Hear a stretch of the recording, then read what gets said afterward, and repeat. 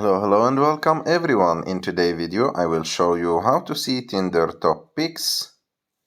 So to do this it's very simple. You have just to go to Tinder, open the app, and after that go and click on likes in the bottom of the screen. And after that, as you can see on the top of the screen, there is an option called Top Picks. Click on it, and here Tinder will give you the featured profiles of the day.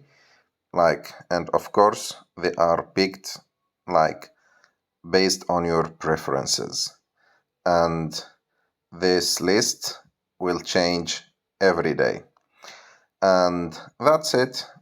Of course, this option is available only for premium users, not for free users. I hope that you like this video. If you like this video, don't forget to subscribe to our channel, to like this video, and see you in the next one.